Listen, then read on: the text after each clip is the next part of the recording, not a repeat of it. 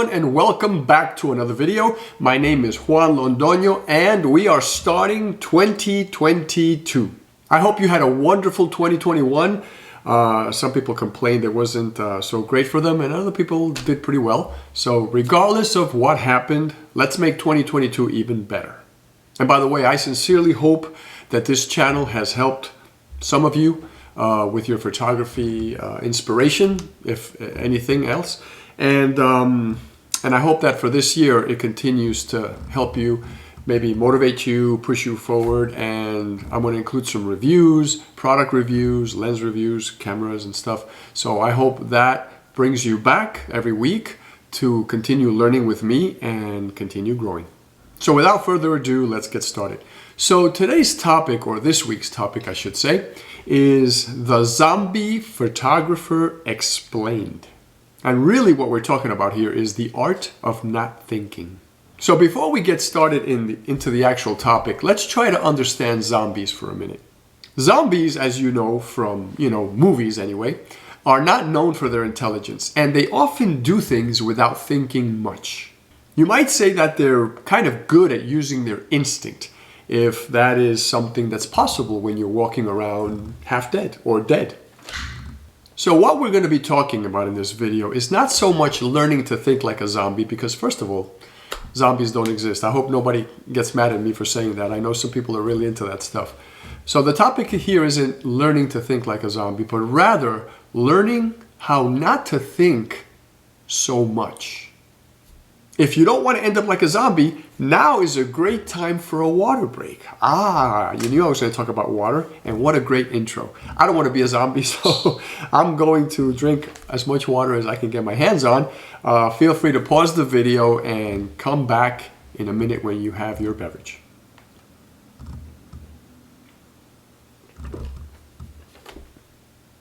Okay, let's continue. Now, there are jobs, we know this, right? There are jobs that require a lot of brain power. And here's the thing, even in those jobs, there are people that still tend to overthink simple tasks. Sometimes we even overthink making a simple decision or making a decision. Some decisions are hard, but we tend to overthink making a decision in the name of not having enough information.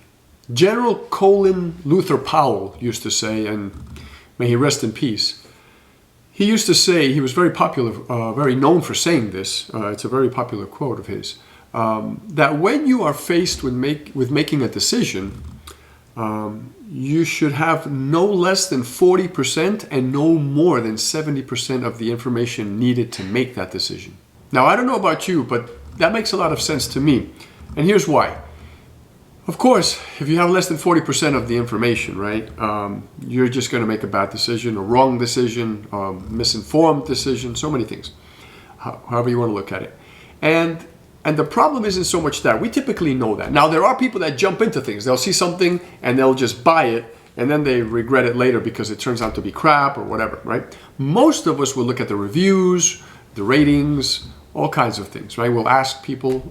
Many times I'll call a friend that I know has something like that or something similar or the same product, and I'll just, ask questions.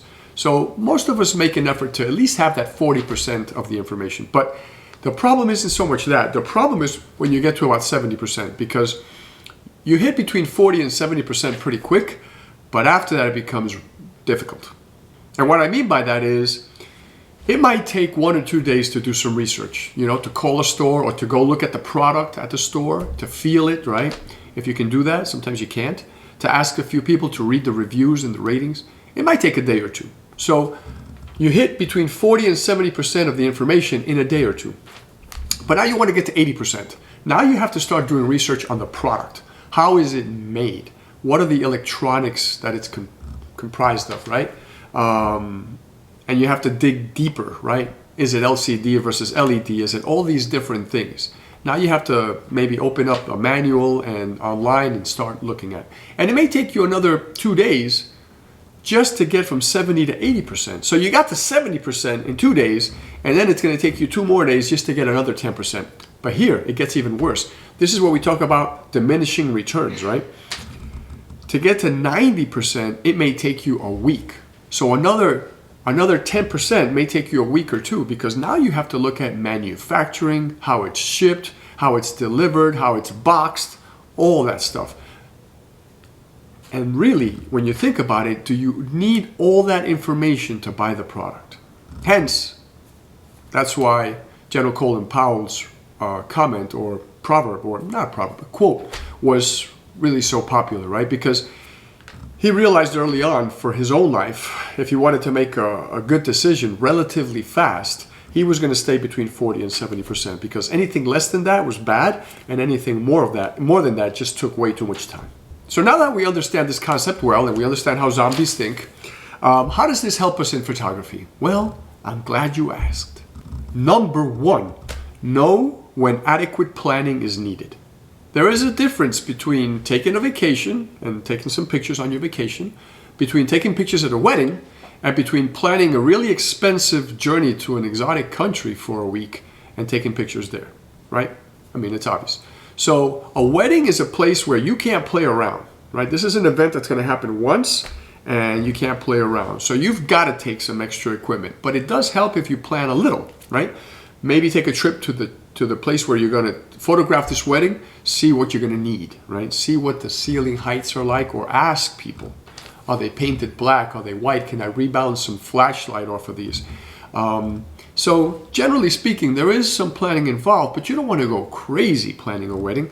I know photographers that'll take 2 crates of equipment and end up using just the camera and 2 lenses, and maybe a flash or 2 during the reception. The same goes true for a vacation, right? You're taking a vacation and you're really into just capturing some family memories. You don't have to overthink that too much. You don't have to worry too much about all the places you're going to see. You do for the vacation purpose, but not for the photography purpose. And likewise, that exotic trip that you're planning to, to another country for a week, it's going to be expensive. You want to take what you need, but you don't want to spend 2 or 3 days thinking about it, ordering things you're not going to use, and then packing way too much equipment. Which brings us to number 2. You don't have to know it all up front.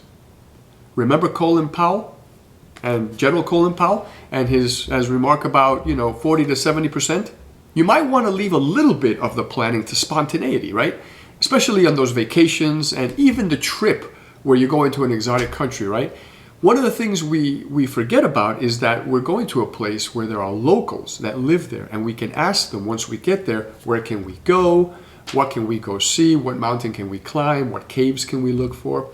So there's a lot in that regard that we don't have to sit at home on the internet or with books and plan everything out. We want to plan the general vicinity. We know we want to visit these parts of the country, but once you get there, make sure you get information from locals, and it's actually a lot better that way. I've learned so much more that way, and I've taken much better pictures, or pictures of better things, by just approaching people that live in the surrounding areas. Which brings us to number 3. Don't overthink your gear. That's kind of a subset of the others, but don't overthink your gear. I mean, in photography and in many other fields, I'm presuming, people tend to overthink the gear they're going to use. Gosh, I'm going on a 2-day trip and I don't know if I have enough things. I've got all the lenses I own, and I've got all the adapters that I own to put every lens on every camera. I've got 5 cameras because I'm actually filming with 1 right now, and I've got 4 on the bed. I have a tripod, a small tripod, and I have a stand. The stand might come in handy because if we get attacked by a bear, I can stretch that thing out and poke at the bear and kind of scare him away. That's very important. Flash, you never know. I'm going to be in the mountains for 2 days. Flashes are important if we go into the night. Lenses of all types and all reaches. I bought all the memory cards that Amazon had. I packed up all these pouches with memory cards, these cases, and then I have this bunch and then another bunch already packed in suitcases. I've got 8 batteries because, we're going to be in the mountains for, 2 days. But really, I'm going to be spending a lot of time with my friends. So about 4 hours each day, that's 8 hours total taking pictures. I've got 8 batteries that I'm taking total. That's a battery per hour because you never know if you need batteries, right? I mean, I'm not going to have like a quick trip next door where I can just go buy batteries for my camera and memory cards. I've got a selfie thing here in case we do a lot of selfies.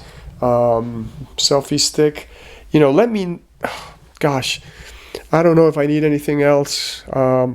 I've got 2 suitcases packed with photography gear. This is about another suitcase worth, or maybe 2 small ones. I want to buy a small chair and a table where I can do all the work and lens exchanges, and I'll figure out how to carry that little table and chair as I'm walking through the woods taking pictures. It's a 2-day trip, right? So I think I'm doing the right thing. Gosh, I wish I could ask my viewers what they would think about this. They're probably going to tell me, Juan, that's not enough gear for a 2-day trip. That's 4 suitcases. You're going to need a little more. Like I mentioned, my friend, you don't want to end up taking way too much stuff. First of all, you don't want to travel with all that stuff because it's more things that can break in the trip, right? It's more stuff that can be stolen, that can get lost, that can get stolen when you have it in another country. It's just the less you take, the better. Assuming you can get your job done, of course. The point here is think of minimalism. You want to be a minimalist. You want to take the bare essentials that you need to get the job done. And number 4 is the fact that the journey really is just as important as the destination. It just started pouring here and it sounds wicked outside. It got like pitch black outside and it's howling. If there's anything I've learned from my daughter, from the millennials, or from millennials and from Generation Z folks, is that capturing little parts of the journey can be just as exciting and rewarding as capturing the destination. I'm a very traditional photographer from the film era. So when I was living in New York City and I planned to go spend a day, photographing a bridge from different angles, I rarely photographed anything along the journey. My train ride, my walk in the neighborhood, things I saw, which was kind of sad, but there's a reason for that. Film was expensive for me back then, right? I was a student, even when I had my first job. And processing was even more expensive. So whatever roll or 2 rolls I took of photography, each roll took 36 pictures. I wanted to save those pictures for that bridge. I think you can understand that, right? But if I had the ability to carry 4 or 5 rolls of film, I probably would have been more likely to take pictures along the way. That's where digital photography comes in. Digital photography has taught us to be more liberal with our camera and our pictures and to just use it more often. Let me go back to point number 3 for a second about overthinking our gear and carrying way too much stuff in our bag. You know what they say about a cluttered desk, right? I think you've heard, many of you have heard the phrase before. A cluttered desk is a sign of a cluttered mind. And I'm going to go ahead and say, I'm going to put myself out there and say that a cluttered photography bag is also a sign of a cluttered mind. Now, you might have a comeback for me, and you might say, yeah, Juan, and this is a famous comeback, by the way. If a cluttered desk is a sign of a cluttered mind, then what is an empty desk? And that's a good point, right? Is it a sign of an empty mind? Maybe, maybe not. Maybe it's a sign of an organized mind. But, obviously you can't have an empty camera bag because what's the point in taking a trip? But we do want to keep our mind clear, right? The point is that we want to keep our mind clear. So we put only the essentials into our photography bag. And the best way to keep our mind clear and open so we can think quickly and clearly is to meditate. I've mentioned this so many times in other videos about meditation, about the benefits of meditation in photography, in life in general, but especially because this is a photography channel, in photography. I don't know if anybody has taken me serious and anybody has started doing it because of that. I hope they have, right? But I know this isn't a spiritual channel. I'm not going to go there. But it's important. Put it this way, and hopefully you understand it better. If we only make time in our schedule, in our busy schedule, to work out our body, right? I love going to the gym. I go to my Kung Fu class as often as I can anyway. And if we make time to do that, but we don't make time to meditate a little while every day and to work on our mind, we're working our body, but we're not working our mind, then we're only solving half of the problem, right? And in the long run, we can only be half as successful. It might be hard for people that don't meditate to see this, but once you start meditating, especially if you've been doing it for a while, 2 or 3 weeks, a month, when you get into that habit, like working out, where you don't want to stop because you see the benefits, right? I can sleep less and I feel better when I meditate like 30 minutes before going to bed. I'll sleep 6 hours and I feel like I slept 8 or 9. These are the little benefits, but there are so many more benefits. In busy times when I have to make decisions quickly, I'm just more focused. I don't hear the gibberish and the junk and the noise. I'm able to kind of sift through all that and make a quick decision and make a good decision. It allows me to do that at work. It allows me to do that at home. In martial arts, a good martial arts training course will teach you to focus on what you're doing, which is a type of meditation, right? It's awareness meditation where you're only focused on a heartbeat or your breathing, and it sounds simple, but you carry it into the rest of your life. But I'm not your mom, and I can't force you to meditate, so I can only put it out there. I hope that you look up some videos on meditation or buy a book or an audiobook, whatever it is. Think about it for this year. It's an awesome New Year resolution. If you haven't made one, or if you've got a couple and you want to add another one that's useful, this is a really, really good one. At the end of the day, the conclusion of the video is that we can become better photographers if we don't try to overthink everything, overthink every decision, overplan everything, know everything before we go somewhere to shoot pictures. We can do weddings, we can do product photography, we can do things for fun like street photography and landscapes, and take trips to wherever we want to take, wherever we want to take in the world. And yes, we do have to plan a little, right? Of course. But you don't want to go crazy. You don't want to go crazy buying too much equipment. You don't want to go crazy stuffing your bag. You don't want to go crazy day after night thinking, what am I going to need? Is this too much? Is this too little? Do I have enough? Am I going to need this prime and this zoom? It's too much thinking. Try to just take the basics. If you were ever at the point where you only had one camera and one lens and you managed to take nice pictures and you were having a good time, try to put yourself back then in those days, right? I do that often. And I'll say, okay, I'm going to walk the city. What am I going to take? I'm just going to take one camera and one lens. And if I know I'm going to places that are a little dynamic and I may need another lens, maybe I'll take 2 lenses. Or I'll take a zoom and a prime, right? I'll take like a 24-70 and then I'll take like a 16 millimeter prime, and that way, I have some options. But don't go crazy with gear, don't go crazy with planning, don't go crazy with decisions. Remember, 40 to 70. Anytime you're making a decision, anytime you need to decide to buy something especially, or what you're going to take, make sure you have 40% of the information needed. Make sure you don't go over 70 because it'll drive you crazy. With that said, I love you guys. I wish you the best 2022 ever. Please stay healthy, take care of yourselves, drink plenty of water, sleep as best as you can. I hope you start to meditate. Good luck with your photography. Get out there and shoot as much as you can. I'm planning to have an awesome year in photography. This year I'm finally going to start posting some of the stuff I do. I've been pretty quiet and kind of private about my photography, but I want to start posting things this year. So I will see you out there. Until the next video, ciao for now.